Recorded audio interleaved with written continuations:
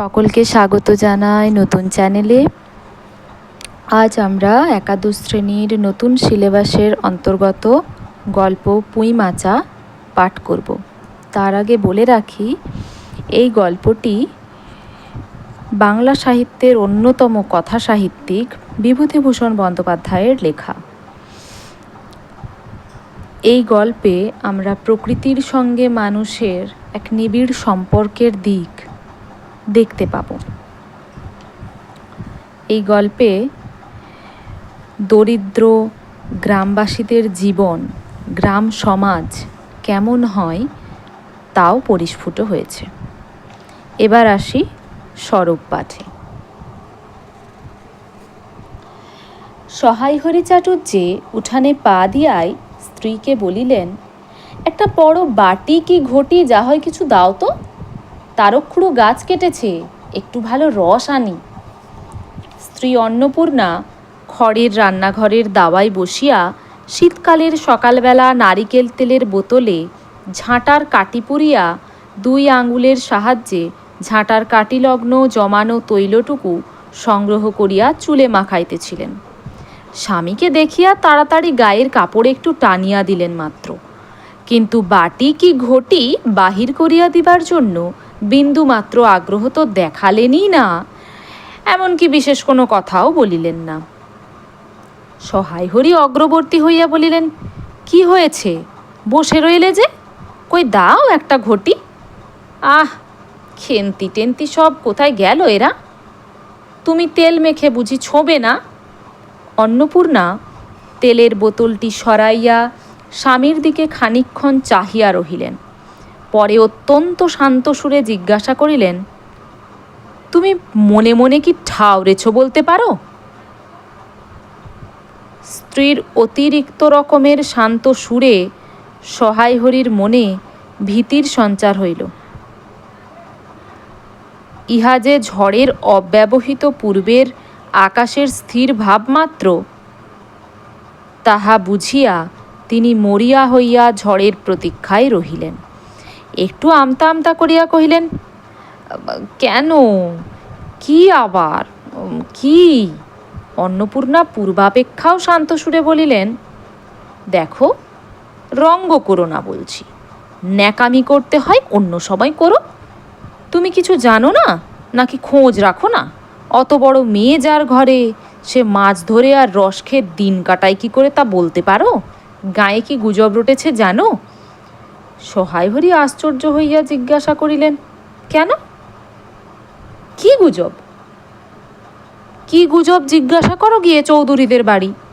কেবল বাঘ দিদুলে পাড়ায় ঘুরে ঘুরে জন্ম কাটালে ভদ্রলোকের গায়ে বাস করা যায় না, সমাজে থাকতে হলে সেই রকম মেনে চলতে হয়। সহায় হরি বিস্মিত হইয়া কি বলিতে যাইতেছিলেন। অন্নপূর্ণা পূর্ববৎ সুরেই পুনর্বার বলিয়া উঠিলেন, এক ঘরে করবে গো তোমাকে, এক ঘরে করবে। কাল চৌধুরীদের চণ্ডীমণ্ডপে এসব কথা হয়েছে। আমাদের হাতে ছোঁয়া জল আর কেউ খাবে না। আশীর্বাদ হয়ে মেয়ের বিয়ে হলো না, ও নাকি উচ্ছুগ্গু করা মেয়ে, গায়ের কোনো কাজে তোমাকে আর কেউ যেতে বলবে না।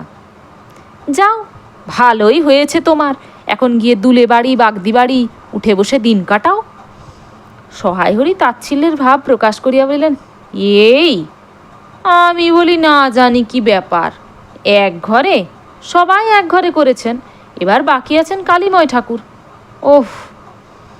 অন্নপূর্ণা তেলে বেগুনে জ্বলিয়া উঠিলেন, কেন, তোমাকে এক ঘরে করতে বেশি কিছু লাগে নাকি? তুমি সমাজের মাথা না একজন মাতব্বর লোক? চাল নেই, চুলো নেই, এক কড়ার মুরদ নেই, চৌধুরীরা তোমায় এক ঘরে করবে তার এমন কঠিন কথা কি? আর সত্যিই তো, এদিকে ধাড়ি মেয়ে হয়ে উঠল। হঠাৎ স্বর নামাইয়া বলিলেন, হলো যে 15 বছরের, বাইরে কমিয়ে বলে বেড়ালে কি হবে, লোকের চোখ নেই? পুনরায় গলা উঠাইয়া বলিলেন, না বিয়ে দেবার গা না কিছু, আমি কি যাব পাত্তর ঠিক করতে? সশরীরে যতক্ষণ স্ত্রীর সম্মুখে বর্তমান থাকিবেন, স্ত্রীর গলার সুর ততক্ষণ কমিবার কোনো সম্ভাবনা নাই বুঝিয়া সহায় হরি দাওয়া হইতে তাড়াতাড়ি একটি কাঁসার বাটি উঠাইয়া লইয়া খিড়কি দুয়ার লক্ষ্য করিয়া যাত্রা করিলেন।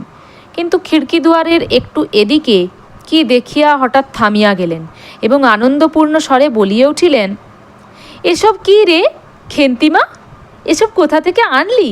ওফ, এ যে 14-15 বছরের একটি মেয়ে আর দুটি ছোট ছোট মেয়ে পিছনে লইয়া বাড়ি ঢুকিল। তাহার হাতে এক বোঝা পুঁই শাক।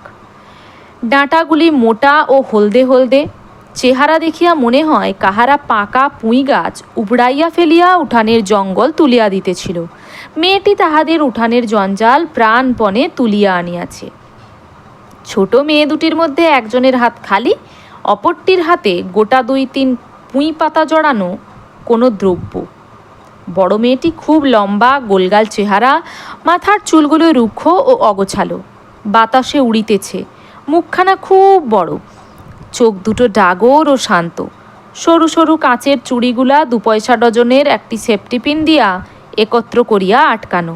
পিনটার বয়স খুঁজিতে যাইলে প্রাগৈতিহাসিক যুগে গিয়া পড়িতে হয়।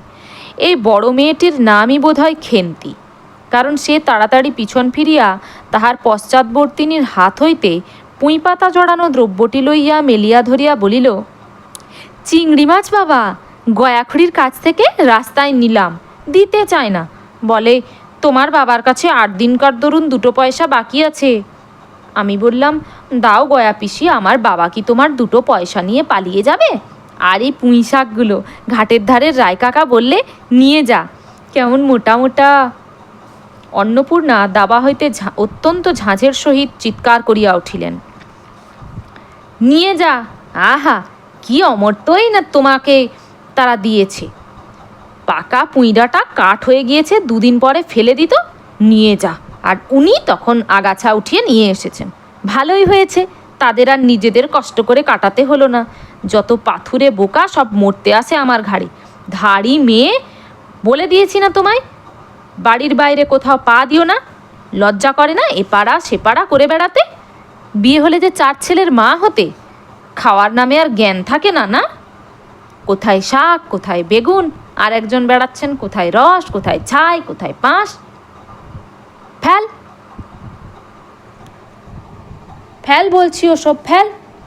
মেয়েটি শান্ত অথচ ভয় মিশ্রিত দৃষ্টিতে মার দিকে চাহিয়া হাতের বাঁধন আলগা করিয়া দিল। পুঁই শাকের বোঝা মাটিতে পড়িয়া গেল। অন্নপূর্ণা বকিয়া চলিলেন, যা তো রাধি, ও আপদগুলো টেনে খিড়কির পুকুরের ধারে ফেলে দিয়ে আয় তো, যা। ফের যদি বাড়ির বার হতে দেখেছি, তবে ঠ্যাং যদি খোড়া না করি তো। বোঝা মাটিতে পড়িয়া গিয়াছিল। ছোট মেয়েটি কলের পুতুলের মতন সেগুলি তুলিয়া লইয়া খিড়কি অভিমুখে চলিল। কিন্তু ছোট মেয়ে অত বড় বোঝা আঁকড়াইতে পারিল না।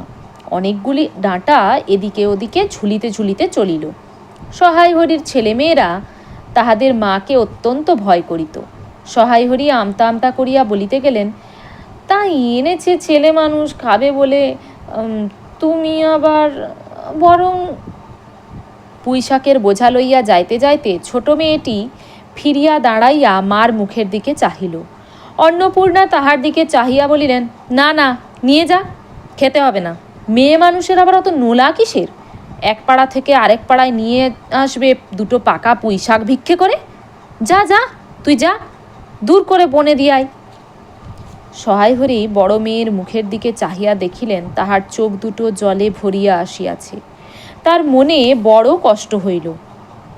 কিন্তু মেয়ের যতই সাধের জিনিস হোক, পুঁই শাকের পক্ষাবলম্বন করিয়া দুপুরবেলা স্ত্রীকে চটাইতে তিনি আদৌ সাহসী হইলেন না। নিঃশব্দে খিড়কি দোর দিয়া বাহির হইয়া গেলেন। বসিয়া রাঁধিতে রাঁধিতে বড় মেয়ের মুখের কাতর দৃষ্টিস্মরণে পড়িবার সঙ্গে সঙ্গে অন্নপূর্ণার মনে পড়িল, গত অরন্ধনের পূর্বদিন বাড়িতে পুঁই শাক রান্নার সময় খেন্তি আবদার করিয়া বলিয়াছিল, মা, অর্ধেকগুলো কিন্তু একা আমার, অর্ধেক সব মিলে তোমাদের। বাড়িতে কেহ ছিল না। তিনি নিজে গিয়া উঠানের ও খিড়কি দোরের আশেপাশে যে ডাঁটা পড়িয়াছিল সেগুলি কুড়াইয়া লইয়া আসিলেন। বাকিগুলা কুড়ানো যায় না, ডোবার ধারের ছাই গাদায় ফেলিয়া দিয়াছে। কুচো চিংড়ি দিয়া এই রূপে চুপি চুপি পুঁই শাকের তরকারি রাঁধিলেন। দুপুরবেলা খেন্তি পাতে পুঁই শাকের চচ্চড়ি দেখিয়া বিস্ময় ও আনন্দপূর্ণ ডাগর চোখে মায়ের দিকে ভয়ে ভয়ে চাহিল। দু একবার এদিকে ওদিকে ঘুরিয়া আসিতেই অন্নপূর্ণা দেখিলেন উক্ত পুঁইশাকের এক টুকরাও তার পাতে পড়িয়া নাই। পুঁইশাকের উপর তাহার এই মেয়েটির কিরূপ লোভ তাহা তিনি জানিতেন। জিজ্ঞাসা করিলেন, কিরে খেন্তি, আর একটু চচ্চড়ি দিই? খেন্তি তৎক্ষণাৎ ঘাড় নাড়িয়া এ আনন্দজনক প্রস্তাব সমর্থন করিল। কি ভাবিয়া অন্নপূর্ণার চোখে জল আসিল। চাপিতে গিয়া তিনি চোখ উঁচু করিয়া চালের বাতায় গোজা ডালা হইতে শুকনা লঙ্কা পাড়িতে লাগিলেন। কালীময়ের চণ্ডীমণ্ডপে সেদিন বৈকালবেলা সহায় হরির ডাক পড়িল। সংক্ষিপ্ত ভূমিকা ফাঁদিবার পর কালীময় উত্তেজিত সুরে বলিলেন, সেসব দিন কি আর আছে ভায়া? এই ধরো কেষ্ট মুখুজ্জি, স্বভাব নইলে পাত্রে দেব না, স্বভাব নইলে পাত্রে দেব না করে কি কাণ্ডটাই করলে।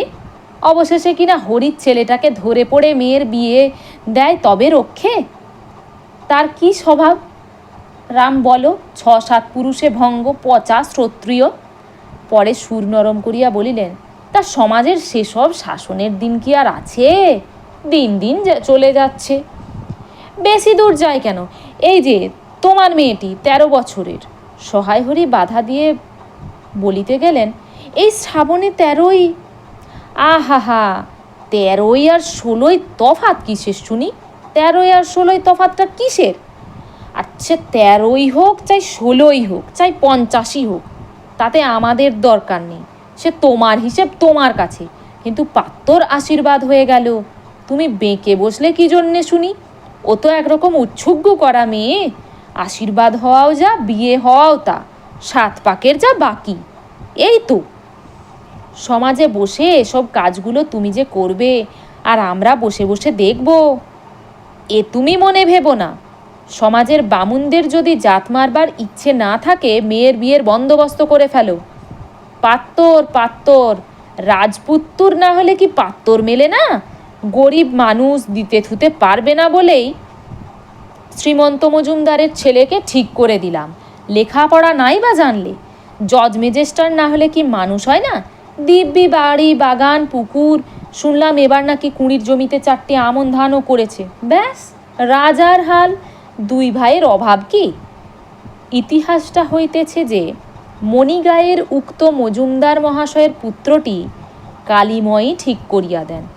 কেন কালীময় মাথা ব্যথা করিয়া সহায় হরির মেয়ের বিয়ের সম্বন্ধ মজুমদার মহাশয়ের ছেলের সঙ্গে ঠিক করিতে গেলেন, তাহার কারণ নির্দেশ করিতে যাইয়া কেহ কেহ বলেন যে কালীময় নাকি মজুমদার মহাশয়ের কাছে অনেক টাকা ধারেন, অনেক দিনের সুদ পর্যন্ত বাকি, শীঘ্র নালিশ হইবে ইত্যাদি।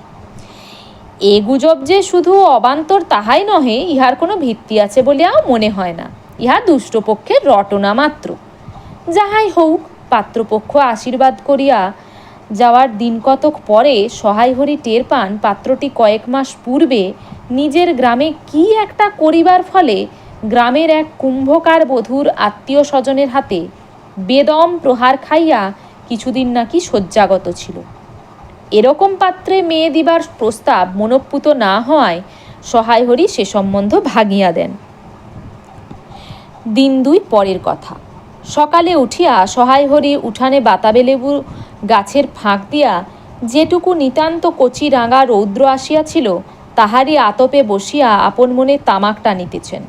বড় মেয়ে খেন্তি আসিয়া চুপি চুপি বলিল, বাবা যাবে না? মা ঘাটে গেল। সহায় হরি একবার বাড়ির পাশে ঘাটের দিকে কি জানি কেন চাহিয়া দেখিলেন, পরে নিম্নস্বরে বলিলেন, যা শিগগির শাবলখানা নিয়ে আয় দেখি।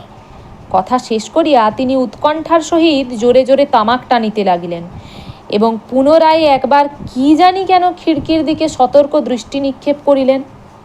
ইতিমধ্যে প্রকাণ্ড ভারী একটি লোহার শাবল 2 হাত দিয়া আঁকড়াইয়া ধরিয়া খেন্তি আসিয়া পড়িল। তৎপরে পিতা পুত্রীতে সন্তর্পণে সম্মুখের দরজা দিয়া বাহির হইয়া গেল। ইহাদের ভাব দেখিয়া মনে হইতেছিল ইহারা কাহারও ঘরে শীত দিবার উদ্দেশ্যে চলিয়াছে। অন্নপূর্ণা স্নান করিয়া সবে কাপড় ছাড়িয়া উনুন ধরাইবার জোগাড় করিতেছেন, মুখুজ্জে বাড়ির ছোট খুকি দুর্গা আসিয়া বলিল, খুড়িমা, মা বলে দিলে খুড়িমাকে গিয়ে বল মা ছোবে না, তুমি আমাদের নবান্নটা মেখে আর ইতুর ঘটগুলো বার করে দিয়ে আসবে। মুখুজ্জে বাড়ি ও পাড়ায়। যাইবার পথের বাঁ ধারে এক জায়গায় শেওড়া, বনভাট, রাংচিতা, বনচালতা গাছের ঘন বন। শীতের সকালে এক প্রকার লতাপাতার ঘন গন্ধ বন হইতে বাহির হইতেছিল।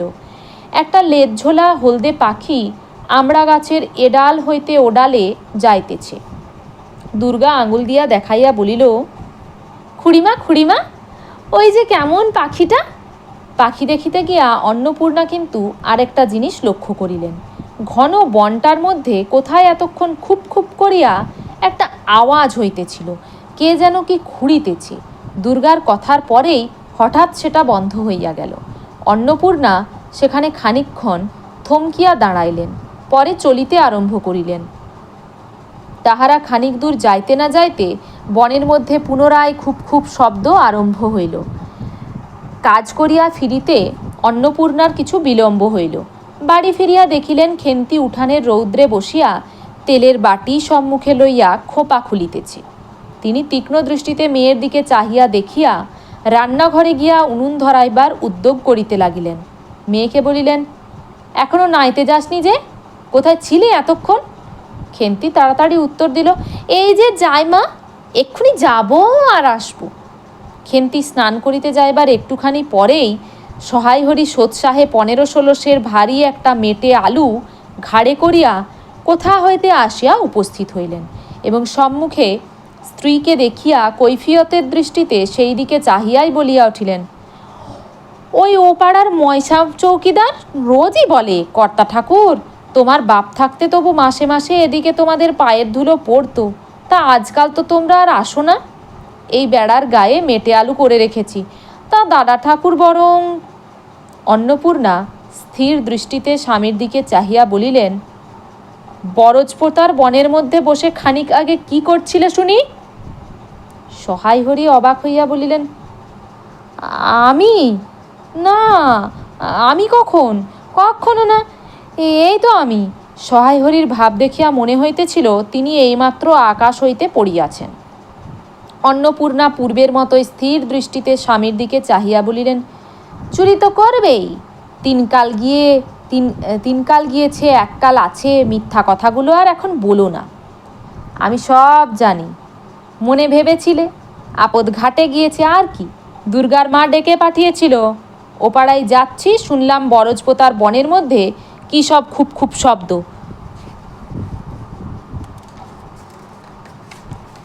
তখনই আমি বুঝতে পেরেছি, সাড়া পেয়ে শব্দ বন্ধ হয়ে গেল। যেই আবার খানিক দূর গেলাম, আবার দেখি শব্দ। তোমার তো ইহকালও নেই, পরকালও নেই। চুরি করতে, ডাকাতি করতে যা ইচ্ছে করো, কিন্তু মেয়েটাকে আবার এর মধ্যে নিয়ে গিয়ে ওর মাথা খাওয়া কিসের জন্যে? সহায় হরি হাত নাড়িয়া বরজপোতায় তাহার উপস্থিত থাকার বিরুদ্ধে কতকগুলি প্রমাণ উত্থাপন করিবার চেষ্টা করিতে লাগিলেন, কিন্তু স্ত্রীর চোখের দৃষ্টির সামনে তাহার বেশি কথাও জোগাইল না, বা কথিত উক্তিগুলির মধ্যে কোনো পৌর্বাপর্য সম্বন্ধও খুঁজিয়া পাওয়া গেল না। আধ ঘণ্টা পরে খেন্তি স্নান সারিয়া বাড়ি ঢুকিল। সম্মুখস্থ মেটে আলুর দিকে একবার আর চোখে চাহিয়াই নিরীহ মুখে উঠানের আলনায় অত্যন্ত মনোযোগের সহিত কাপড় মেলিয়া দিতেছিল। অন্নপূর্ণা ডাকিলেন, খেন্তি, এদিকে একবার আয় তো, শুনে যা। মায়ের ডাক শুনিয়া খেন্তির মুখ শুকাইয়া গেল। সে ইতস্তত করিতে করিতে মার নিকট আসিলে তিনি জিজ্ঞাসা করিলেন, এই মেটে আলুটা দুজনে মিলে তুলে এনেছিস না? খেন্তি মার মুখের দিকে একটুখানি চাহিয়া থাকিয়া একবার ভূপতিত মেটে আলুটার দিকে চাহিল, পরে পুনরায় মার মুখের দিকে চাহিল এবং সঙ্গে সঙ্গে ক্ষিপ্র দৃষ্টিতে একবার বাড়ির সম্মুখস্থ বাঁশঝাড়ের মাথার দিকেও চাহিয়া লইল। তাহার কপালে বিন্দু বিন্দু ঘাম দেখা দিল, কিন্তু মুখ দিয়া কথা বাহির হইল না। অন্নপূর্ণা কড়া সুরে বলিলেন, কথা বলছিস নে যে বড়, এই মেটে আলু তুই এনেছিস কি না? খেন্তি বিপন্ন চোখে মার মুখের দিকেই চাহিয়াছিল, উত্তর দিল, হাঁ। অন্নপূর্ণা তেলে বেগুনে জ্বলিয়া উঠিয়া বলিলেন, পাজি, আজ তোমার পিঠে আমি আস্ত কাঠের চেলা ভাঙবো, তবে ছাড়বো। বরজপোতার বনে গিয়েছ মেটে আলু চুরি করতে? সৌমত্য মেয়ে বিয়ের যোগ্যী হয়ে গেছে কোন কালে। সেই এক গলা বিজন বন, তার মধ্যে দিন দুপুরে বাঘ লুকিয়ে থাকে, তার মধ্যে থেকে পরের আলু নিয়ে এলো তুলে। যদি গোসাইরা চৌকিদার ডেকে তোমায় ধরিয়ে দেয়, তোমার কোন শ্বশুর এসে তোমায় বাঁচাতো? আমার জোটে খাবো, না জোটে না খাবো, তা বলে পরের জিনিসে হাত? এ মেয়ে নিয়ে আমি কি করব মা?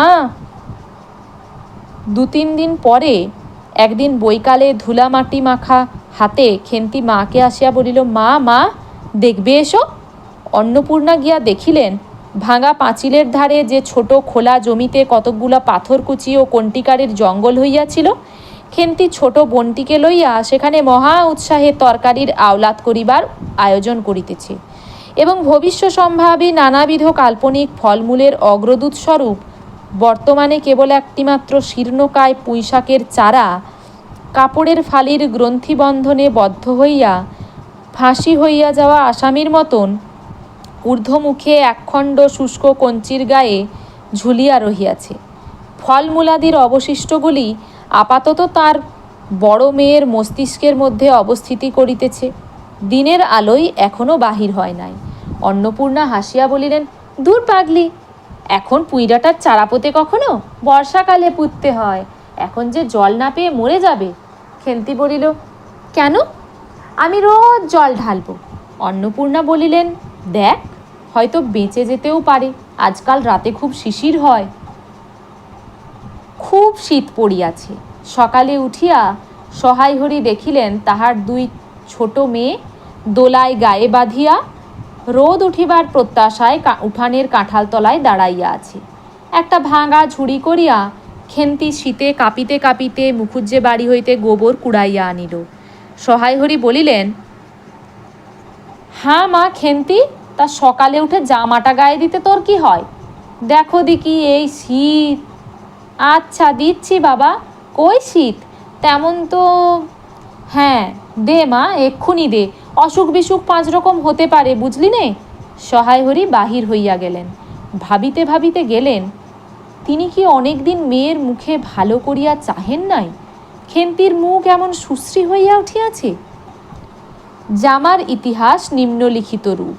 বহু বৎসর অতীত হইল, হরিপুরের রাসের মেলা হইতে সহায় হরি কালো সার্জের এই 2.5 টাকা মূল্যের জামাটি ক্রয় করিয়া আনেন।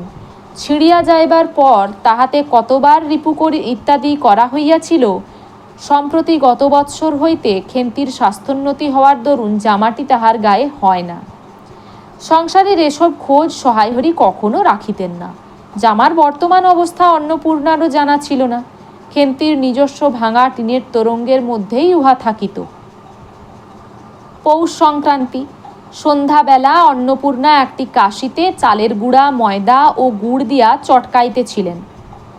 একটি ছোট বাটিতে 1 বাটি তেল। খেন্তি কুরুনির নিচে একটা কলার পাতা পাড়িয়া একমালা নারকেল কুড়িতেছে। অন্নপূর্ণা প্রথমে খেন্তির সাহায্য লইতে স্বীকৃত হন নাই, কারণ সে যেখানে সেখানে বসে বনে বাদারে ঘুরিয়া ফেরে, তাহার কাপড় চোপড় শাস্ত্রসম্মত ও সূচি নহে। অবশেষে খেন্তি নিতান্ত ধরিয়া পড়ায় হাত পা ধোয়াইয়া ও শুদ্ধ কাপড় পরাইয়া তাহাকে বর্তমান পদে নিযুক্ত করিয়াছেন। ময়দার গোলামাখা শেষ হইলে অন্নপূর্ণা উনুনে খোলা চাপাইতে যাইতেছেন। ছোট মেয়ে রাধা হঠাৎ ডান হাতখানা পাতিয়া বলিল, মা ওই একটু। অন্নপূর্ণা বড় গামলাটা হইতে একটুখানি গোলা তুলিয়া লইয়া হাতের আঙুল 5টি দ্বারা একটি বিশেষ মুদ্রা রচনা করিয়া সেটুকু রাধার প্রসারিত হাতের উপর দিলেন। মেজ মেয়ে পুঁটি অমনি ডান হাতখানা কাপড়ে তাড়াতাড়ি মুছিয়া লইয়া মার সামনে পাতিয়া বলিল, মা আমায় একটু। খেন্তি সূচি বস্ত্রে নারকেল কুড়িতে কুড়িতে লুব্ধ নেত্রে মধ্যে মধ্যে এদিকে চাহিতেছিল। এ সময় খাইতে চাওয়ায় মা পাছে বকে, সেই ভয়ে চুপ করিয়া রহিল। অন্নপূর্ণা বলিলেন, দেখি নিয়াই খেন্তি ওই নারকেল মালাটা, ওতে তোর জন্যে একটু রাখি। খেন্তি ক্ষিপ্র হস্তে নারিকেলের উপরের মালাখানা যাহাতে ফুটা নাই সেখানা সরাইয়া দিল। অন্নপূর্ণা তাহাতে একটু বেশি করিয়া গোলা ঢালিয়া দিলেন। মেজ মেয়ে পুঁটি বলিল, জ্যাঠাইমারা অনেকখানি দুধ নিয়েছে, রাঙা দিদি ক্ষীর তৈরি করছিল, ওদের অনেক রকম হবে। খেন্তি মুখ তুলিয়া বলিল, এবেলা আবার হবে নাকি? ওরা তো ওবেলা ব্রাহ্মণ নেমন্তন্ন করেছিল, সুরেশ কাকাকে আর ওপাড়ার তিনুর বাবাকে। ওবেলা তো পায়েস, ঝোল, পুলি, মুগতক্তি এইসব হয়েছে। পুটি জিজ্ঞাসা করিল, হ্যাঁ মা, ক্ষীর নইলে নাকি পাটিসাপটা হয় না? খেদি বলছিল, ক্ষীরের পুর না হলে কি আর পাটিসাপটা হয়? আমি বললাম, কেন? আমার মা তো শুধু নারকেলের ছাই দিয়ে করে, সে তো কেমন লাগে। অন্নপূর্ণা বেগুনের বোটায় একটুখানি তেল লইয়া খোলায় মাখাইতে মাখাইতে প্রশ্নের সদুত্তর খুঁজিতে লাগিলেন। খেন্তি বলিল, খেঁদির ওইসব কথা, খেঁদির মা তো ভারী পিঠে করে কিনা, ক্ষীরের পুর দিয়ে ঘিয়ে ভাজলেই কি আর পিঠে হলো? সেদিন জামাই এলে ওদের বাড়ি দেখতে গেলুম কিনা, তাই খুড়িমা দুখানা পাটিসাপটা খেতে দিলে। ও মা, কেমন একটা ধরা ধরা গন্ধ! আর মার পিঠেতে কখনো কোনো গন্ধ পাওয়া যায়? পাটিসাপটায় ক্ষীর দিলে ছাই খেতে হয়। বেপরোয়াভাবে উপরোক্ত উক্তি শেষ করিয়া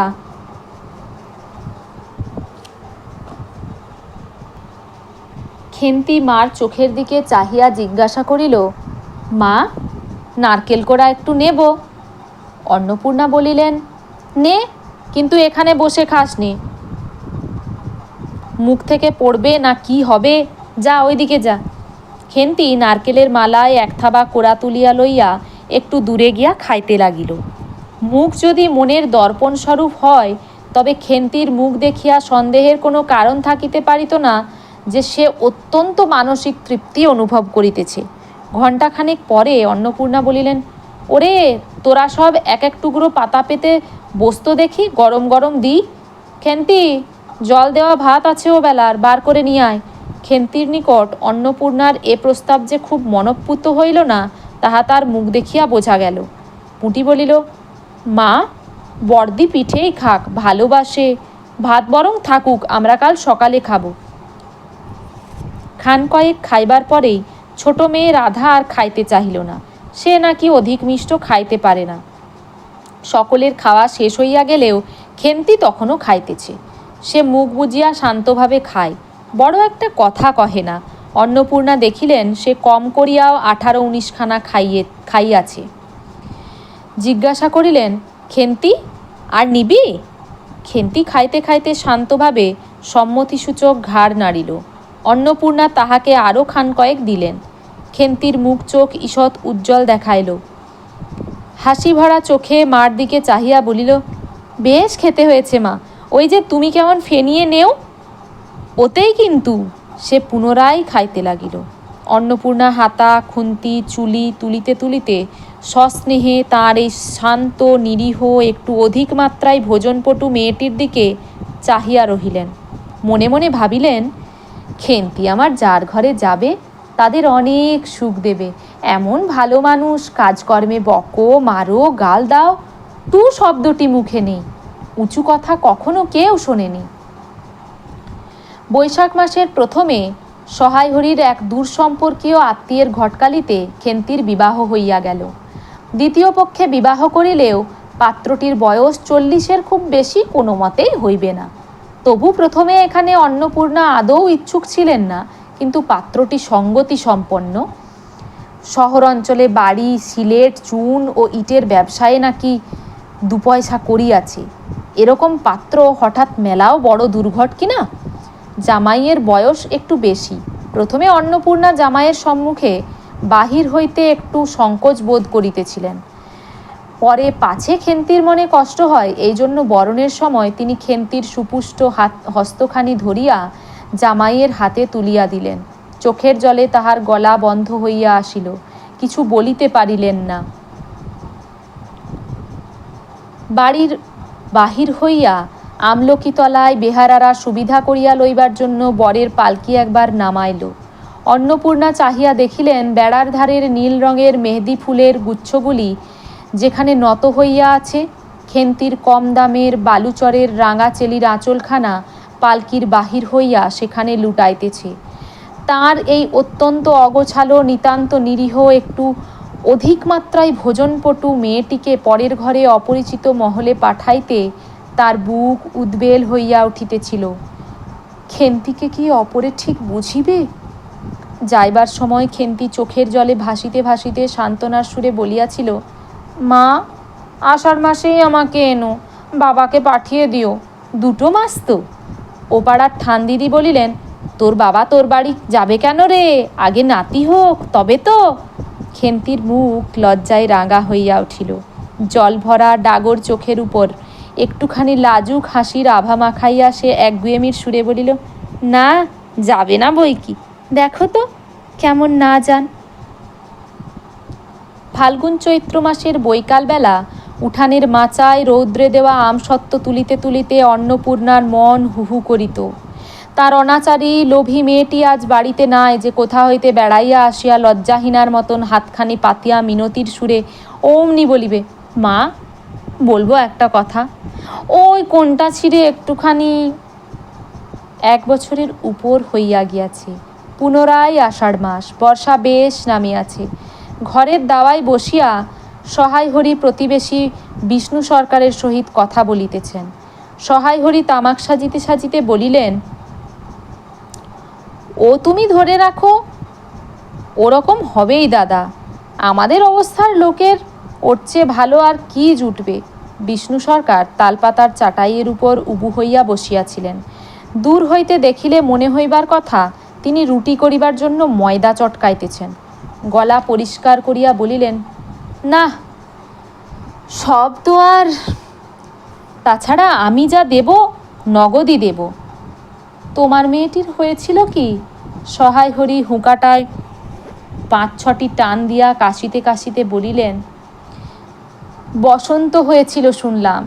ব্যাপার কি দাঁড়ালো বুঝলে, মেয়ে তো কিছুতে পাঠাতে চায় না। 250 আন্দাজ টাকা বাকি ছিল, বললে ও টাকা আগে দাও তবে মেয়ে নিয়ে যাও। একেবারে চামার। তারপর বললাম, টাকাটা ভায়া ক্রমে ক্রমে দিচ্ছি, পুজোর তত্ত্ব কম করে 30 টাকার কমে হবে না ভেবে দেখলাম কি না। মেয়ের নানা নিন্দে ওঠালে, ছোট লোকের মেয়ের মতন চাল, হাবাথে গড়ের মতো খাই খাই, আরও কত কি। পৌষ মাসে দেখতে গেলাম, মেয়েটাকে ফেলে থাকতে পারতাম না, বুঝলে। সহায় হরি হঠাৎ কথা বন্ধ করিয়া জোরে জোরে মিনিট কতক ধরিয়া হুঁকায় টান দিতে লাগিলেন। কিছুক্ষণ দুজনের কোনো কথা শোনা গেল না। অল্পক্ষণ পরে বিষ্ণু বলিলেন, তারপর? আমার স্ত্রী অত্যন্ত কান্নাকাটি করাতে পৌষ মাসে দেখতে গেলাম। মেয়েটার যে অবস্থা করেছে, শাশুড়িটা শুনিয়ে শুনিয়ে বলতে লাগলো, না জেনে শুনে ছোট লোকের সঙ্গে কুটুম্বিতে করলেই এই রকম হয়, যেমনি মেয়ে তেমনি বাপ। পৌষ মাসের দিন মেয়ে দেখতে এলেন শুধু হাতে। পরে বিষ্ণু সরকারের দিকে চাহিয়া বলিলেন, বলি, আমরা ছোট লোক কি বড় লোক তোমার তো সরকার খুঁড়ো জানতে বাকি নেই। বলি, পরমেশ্বর চাটুর্যের নামে নীলকুঠির আমলে এ অঞ্চলে বাঘে গরুতে 1 ঘাটে জল খেয়েছে। আজই না হয় আমি। প্রাচীন আভিজাত্যের গৌরবে সহায় হরি শুষ্ক সুরে হা হা করিয়া খানিকটা শুষ্ক হাস্য করিলেন। বিষ্ণু সরকার সমর্থনসূচক একটা অস্পষ্ট শব্দ করিয়া বার কতক ঘাড় নাড়িলেন। তারপর, ফাল্গুন মাসেই তার বসন্ত হলো। এমন চামার, বসন্ত গায়ে বেরুতেই টালায় আমার এক দূর সম্পর্কের বোন আছে, একবার কালীঘাটে পুজো দিতে এসে তার খোঁজ পেয়েছিল, তারই ওখানে ফেলে রেখে গেল। আমায় না একটা সংবাদ না কিছু, তারা আমায় সংবাদ দেয়, তা আমি গিয়ে দেখতে পাওনি। না, এমনই চামার, গহনাগুলো অসুখ অবস্থাতেই গা থেকে খুলে নিয়ে তবে টালায় পাঠিয়ে দিয়েছে। যাক, তা চলো যাওয়া যাক। বেলা গেল। চার কি ঠিক করলে পিঁপড়ের টোপে মুড়ির চার তো সুবিধা হবে না। তারপর কয়েক মাস কাটিয়া গিয়াছে। আজ আবার পৌষ পার্বণের দিন। এবার পৌষ মাসের শেষাশেষি এত শীত পড়িয়াছে যে অত্যন্ত বৃদ্ধ লোকেরাও বলাবলি করিতেছেন যে এরূপ শীত তাহারা কখনো জ্ঞানে দেখেন নাই। সন্ধ্যার সময় রান্নাঘরের মধ্যে বসিয়া অন্নপূর্ণা সরু চাকলি পিঠার জন্য চালের গুঁড়ার গোলা তৈরি করিতেছেন। পুঁটি ও রাধি উনানের পাশে বসিয়া আগুন পোহাইতেছে। রাধি বলিতেছে, আর একটু জল দিতে হবে মা, অত ঘন করে ফেললে কেন? পুঁটি বলিল, আচ্ছা মা, ওতে একটু নুন দিলে হয় না? ও মা, দেখো মা, রাধির দোলায় কোথায় ঝুলছে, এক্ষুনি ধরে উঠবে। অন্নপূর্ণা বলিয়া উঠিলেন, সরে বসো না, আগুনের ঘাড়ে গিয়ে না বসলে কি আগুন পোহানো হয় না? এইদিকে আয়। গোলা তৈয়ারি হইয়া গেল। খোলা আগুনে চড়াইয়া অন্নপূর্ণা গোলা ঢালিয়া মুচি দিয়া চাপিয়া ধরিলেন। দেখিতে দেখিতে মিঠে আঁচে পিঠা টোপরের মতো ফুলিয়া উঠিল। পুঁটি বলিল, মা দাও, প্রথমে পিঠাখানা কানাচে সাঁড়া ষষ্ঠীকে ফেলে দিয়ে আসি। অন্নপূর্ণা বলিলেন, একা যাস নে, রাধিকে নিয়ে যা। খুব জ্যোৎস্না উঠিয়াছিল। বাড়ির পিছনে সাঁড়া গাছের ঝোপের মাথায় তেলাকুচো লতার থেলো থেলো সাদা ফুলের মতো জ্যোৎস্না আটকাইয়া রহিয়াছে। পুঁটি ও রাধি খিড়কি দোর খুলিতেই একটা শিয়াল শুকনো পাতায় খসখস শব্দ করিতে করিতে ঘন ঝোপের মধ্যে ছুটিয়া পলাইল। পুঁটি পিঠাখানা জোর করিয়া ছুঁড়িয়া ঝোপের মাথায় ফেলিয়া দিল। তাহার পর চারিধারের নির্জন বাঁশবনের নিস্তব্ধতায় ভয় পাইয়া ছেলে মানুষ পিছু হটিয়া আসিয়া খিড়কি দরজার মধ্যে ঢুকিয়া পড়িয়া তাড়াতাড়ি দ্বার বন্ধ করিয়া দিল। পুঁটি ও রাধি ফিরিয়া আসিলে অন্নপূর্ণা জিজ্ঞাসা করিলেন, দিলি? পুঁটি বলিল, হ্যাঁ মা, তুমি আর বছর যেখান থেকে নেবুর চারা তুলে এনেছিলে সেখানে ফেলে দিলাম। তারপর সে রাত্রে অনেকক্ষণ কাটিয়া গেল। পিঠে গড়া প্রায় শেষ হইয়া আসিয়াছে। রাতও তখন খুব বেশি। জ্যোৎস্নার আলোয় বাড়ির পিছনের বনে অনেকক্ষণ ধরিয়া একটা কাঠঠোকরা পাখি ঠকর শব্দ করিতেছিল। তাহার স্বরটাও যেন ক্রমে তন্দ্রালু হইয়া পড়িতেছে। দুই বোনের খাইবার জন্য কলার পাতা চিরিতে চিরিতে পুঁটি অন্যমনস্কভাবে হঠাৎ বলিয়া উঠিল, দিদি বড় ভালোবাসত। তিনজনেই খানিকক্ষণ নির্বাক হইয়া বসিয়া রহিল। তাহার পর তাহাদের তিনজনেরই দৃষ্টি কেমন করিয়া আপনা আপনি উঠানের এক কোণে আবদ্ধ হইয়া পড়িল, যেখানে বাড়ির সেই লোভী মেয়েটির লোভের স্মৃতি পাতায় পাতায় শিরায় শিরায় জড়াইয়া তাহার কত সাধের নিজের হাতে পোতা পুঁই গাছটি মাচা জুড়িয়া বাড়িয়া উঠিয়াছে। বর্ষার জল ও কার্তিক মাসের শিশির লইয়া কচি কচি সবুজ ডগাগুলি মাচাতে সব ধরে নাই, মাচা হইতে বাহির হইয়া দুলিতেছে। সুপুষ্ট নধর প্রবর্ধমান জীবনের লাবণ্যে ভরপুর। গল্প পাঠ এখানেই শেষ। পরবর্তী দিনে আমি অন্য প্রবন্ধ কবিতা পাঠ করে শোনাবো এবং তা শেষ হলে প্রশ্ন উত্তরও দিয়ে দেব। ভালো লাগলে অবশ্যই সাবস্ক্রাইব, লাইক, শেয়ার করবেন। ধন্যবাদ।